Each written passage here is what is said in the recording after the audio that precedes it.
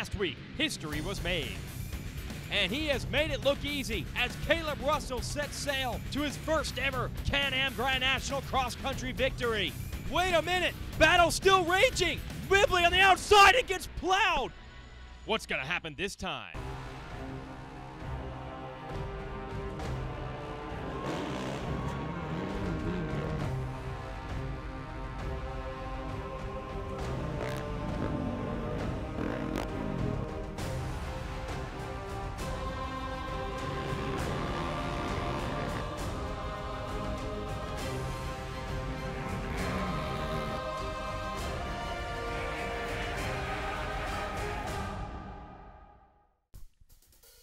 Wake up, Can-Am Grand National Cross Country race fans. It's Racer TV's coverage of the AMSOIL Ironman GNCC in Crawfordsville, Indiana, just west of Indianapolis. Jason Wygant, your host, as always. It's Breast Cancer Awareness Month, so going to see a lot of pink livery on the bikes and the riders today, as well as a huge crowd. This is traditionally the largest crowd of the year gathering at this race. Hopefully we'll see riding better than that on the dirt bikes instead of the mechanical bull. Here are your track facts. Of course, a 3-hour race in our bikes today. We should get 6 laps in. With the big number, look at the total number of racers. Nearly 1,700 riders going to brave this course. And it includes, of course, the famous Ironman Hill. And all the local fans are out here to help cheer these riders or pull them to the top if they have to. Down here on the starting line, we have our XC1 Pro riders gathered. There's Charlie Mullins, our series points leader. Thad Duvall, a strong ride for a podium in our last race. And time is running out for Josh Strang to defend his GNCC title. Bad luck, the last couple of races have really set him back. And now with 3 races to go, as we get fired up for today's race, Charlie Mullins has a 26-point lead on Strang, and you get 30 points for a race victory. So Strang is in a must-win situation, and he has to hope for some bad luck for his rival Mullins. And Paul Whibley, on the number 3 Yamaha, is not too far out either. So you've got 3 brands with KTM, Suzuki, and Yamaha all in title contention. Let's see who takes the win today.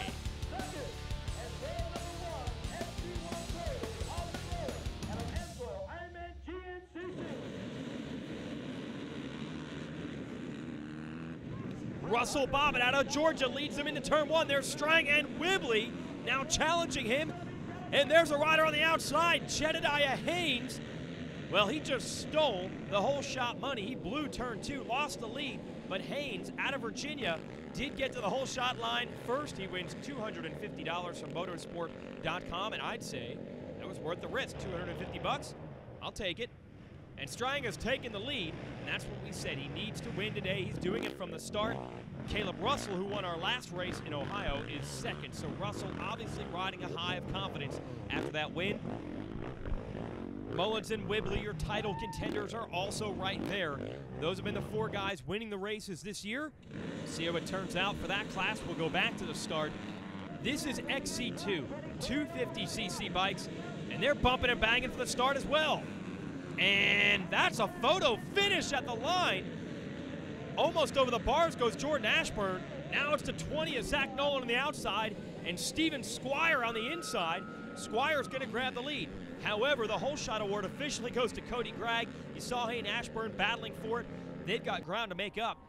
That Holeshot money is making these guys hungry, and sometimes they blow through those turns. But it looks like the usual suspects have rounded into the lead as we go under the bridge. You see the fans there cheering them as they approach Ironman Hill. Strang out front. You've got Russell, Whibley, Mullins all right there. And anyone who doesn't get a good start, you've got to be careful. It's single file through these boulders. You do not want to get off the main race line, especially on lap 1 when you do not know what's out there. There's number 9 of Jesse Robinson, who's recently picked up a ride on the factory beta machine. Now that Chris Bach is out with a leg injury. There is Strang. Mullins up to 2nd. Whibley to 3rd.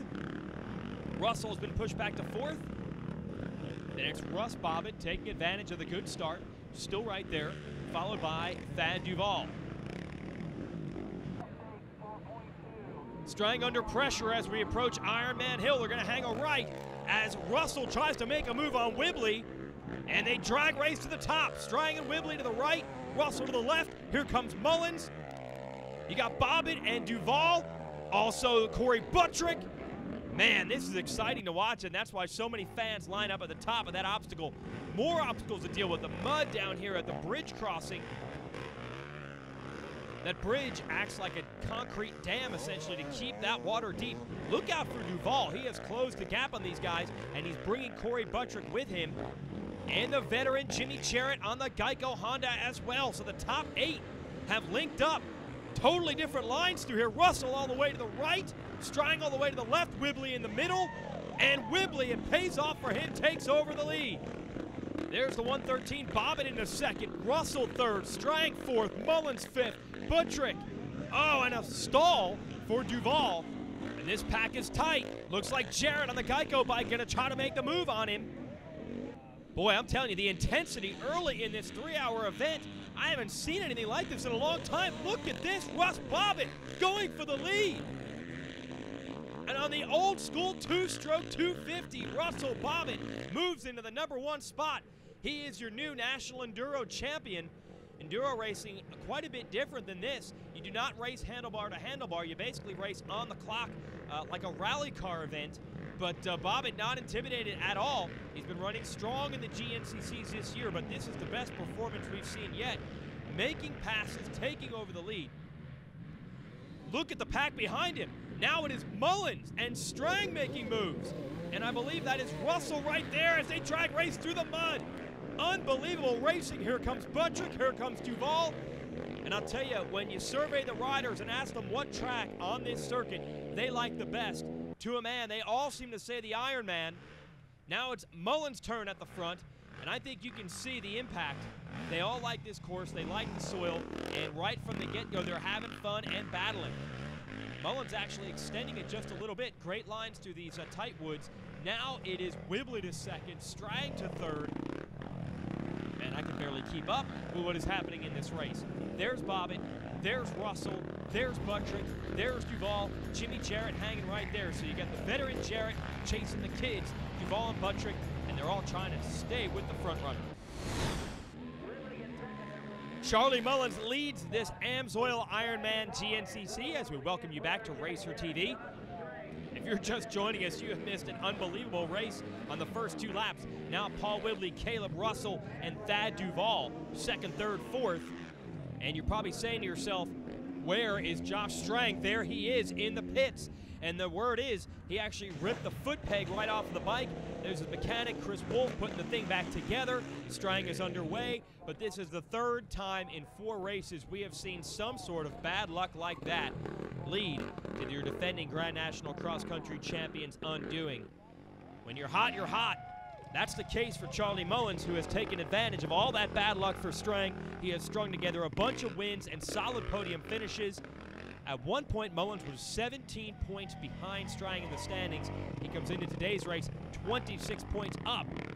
And now that man, Paul Whibley, might be the only championship contender left because Strang is going to lose more ground today. And now we have lost Caleb Russell from this charge.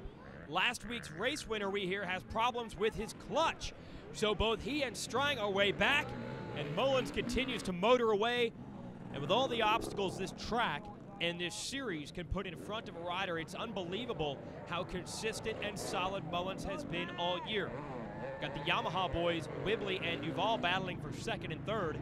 And if you saw the intro at the very top of our show, those guys battled to the finish at our last race in Ohio. It was not pretty. Whibley got plowed into a tree, hurt himself pretty good, but he's a tough guy. He's back today and says he's good enough to win, but no hard feelings apparently between himself and Duval. They're going to leave it on the racetrack. But how is it often a little rivalry sparks that the guys end up finding themselves in the track? And that's exactly what has happened as Whibley, the veteran, 33 years old out of New Zealand, and the 20-something Duval chase each other around second and third. And there is Corey Buttrick. Been a rough season for Buttrick this year. Last year had a great rookie year in this class on a KTM 450. Moved to the KTM 350 this year. Didn't gel with the bike. He is now riding a 2012 prototype 450 and in the number 4 position, making that bike look good. As for Mullins, he's on the 2011 450. Doesn't have all the latest technology on that thing. It still runs a carburetor where most of these bikes are fuel injected. But Charlie says he's got this bike dialed in, and there's no reason to change it. When you have a series points lead, you want to stick with what got you there. Duval is sticking with Whibley, and I'll tell you, this kid is motivated. Doesn't have a ride for 2012 yet. This is an audition, essentially. Yamaha has brought him through the ranks, but the 3 years he has had in this class have not gone well. A little bit different story for Corey Buttrick, who has a victory as a rookie last year, and his teammate Russell, who's now back in the track, won a race this year. And some history there for Russell. His dad, Jeff, won a GNCC 20 years ago, also on a KTM. Yeah, for me and my dad to be both, he was a KTM factory rider and I am now, and for me to get my first GNCC win 20 years after he has got his, it's pretty cool. And you know, I've always looked up to my dad and then other guys like Barry Hawk and Rodney Smith, and you know, growing up I just wanted to be like that, and I've kind of turned myself into one of those guys. Hopefully I can keep it going and have a long career at this. And Jeff Russell, Caleb's dad, is actually the trail boss. He's the one that builds the courses at these races, but no unfair advantage for his son Caleb, because no rider is able to practice or even look at these tracks until the day of the event. You don't get to ride the track until the race, and the pro riders are prohibited from even walking the racetrack until race day morning. So there's really no opportunity for anyone to gain an advantage over anyone else. They try their best to keep this sport as pure as possible. We've got Barry Hawk back in action for us here. Going to run the AMSOIL helmet camera. Barry assists Jeff building the tracks, and then when these things get all chewed up, beat up, we put him on the bike, and there he is chasing Corey Buttrick for a bit. Meanwhile, Mullins setting sail with the lead. I don't know what he did on lap 2 to get that #1 spot, but he has been aces ever since. Whibley is now in the pits fueling up, so a little bit of a different gas stop strategy for Ampro FMF Yamaha, and they hope that's going to power the Axeman from New Zealand back to the rear fender of Mullins. Charlie Mullins, the hot rod, continues to lead Can-Am Grand National Cross Country Racing from Indiana. This course has a little bit of everything. It's got mud, it's got hills, it's got rocks. Then we've got some high-speed cornfield sections that resemble a motocross track. And of course, lots and lots of fans watching this. Paul Whibley, the #2 spot, trying to keep Mullins honest. This is Corey Buttrick now up to 3rd. Got a new lease on life now that he is on that new KTM 50. The best rides we've seen all year here from Buttrick, but look out for Duval. He obviously lost a little bit of ground at one point. He was right behind Whibley for 2nd. This kid is not giving up. He's in 4th, digging, fighting, scratching, clawing. But just look at the way Mullins is attacking this course. Years past, in late season races, Mullins has faltered. Whibley was able to take the measure of him. Whoa! And a lap rider loops out and nearly takes out Duval. I cannot believe that did not crash. This rider did not make it to the top of the hill. That is classic GNCC, and Duval wheelies while going uphill to clear the bike, keep his momentum, and look at that. He stayed right on the main race line. Unbelievable. And again, this is the kind of thing that has led to the undoing of many a rider in this series. Somehow, some way, this year, Mullins has had everything go his way. He has not been immune to those type of problems in the past. In 2009, as I mentioned, he was battling Whibley for the title. Whibley got strong down the stretch. Mullins faltered. Last year, he was battling Josh Strang for the title. Strang got stronger down the stretch. Mullins faltered. This year, Mullins has figured out the one flaw in his game. As we see, Strang is back on the track now, repairing that foot peg. But the one thing the competition could bank on is that Mullins would usually fade as the races went on deeper and deeper into the year. This year, he has only gotten tougher. KTM team actually kidnapped them. They brought him out to California during our summer break. They did more testing on the bike. They kept the guy's head on straight, and it has paid off huge as Mullins keeps winning races, keeps holding Strang and Whibley at bay and extending that points lead. Now, Whibley, the guy's practically illiterate. If the memo says you can't win the race, you can't win the title, you're too far back, he can't read that. He's going to keep digging, and look, he's back within sighting distance of Mullins. That's what makes Whibley so dangerous. He always gives you everything he has. A lot of the things the other racers talk about, you know, the mind games and confidence and all that stuff. That doesn't affect Whibley. He just goes out there and rides the motorcycle as hard as he can. Duval doing the same thing. He has now gotten back into third, so he has passed Buttrick back, and he wants second. We find Strang here, and actually I thought he was a lap down. I didn't know how much time he spent in the pits. He is not. He's actually up to the number 6 spot. And look at this, making moves on lap traffic. Desperation mode for your 2010 GNCC champ, the 22-year-old out of Australia, keeping the hammer down.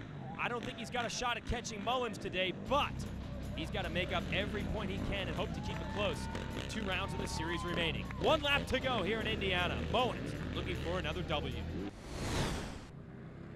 Well, it's the last lap, and it's the nitty-gritty here with only 2 rounds remaining in this 2011 championship for Charlie Mullins, and he has responded to the pressure in a big way. He's holding Paul Whibley at bay.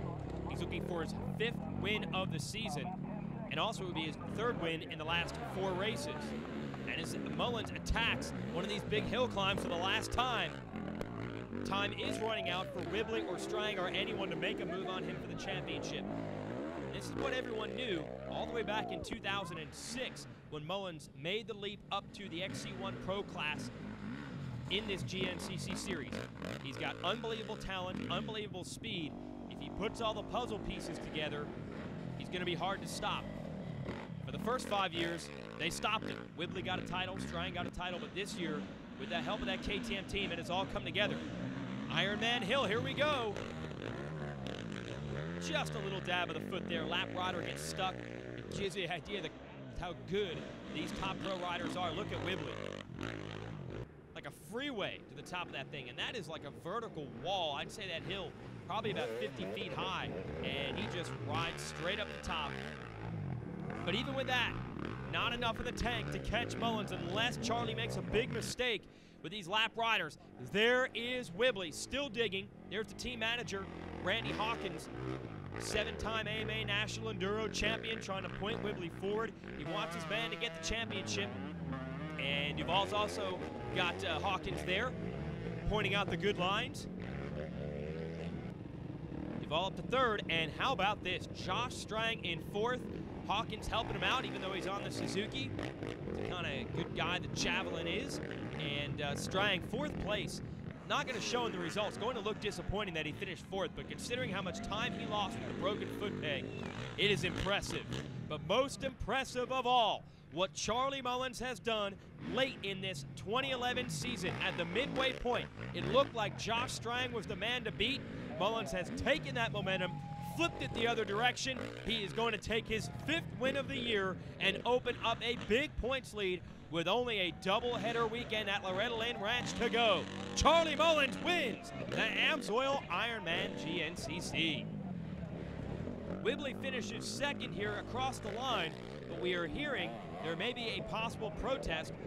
Whibley was reportedly beyond the 25 feet that marked the side of the course. You basically got to be within 25 feet to the left or right of the course marking arrows. If Whibley's penalized, Duval, with a hard-earned 3rd, may inherit 2nd. That would be back-to-back podiums either way for the kid from West Virginia. Let's check out the results. Yes, they are going to give it to Duval, and that hurts Whibley just a bit in the championship standings.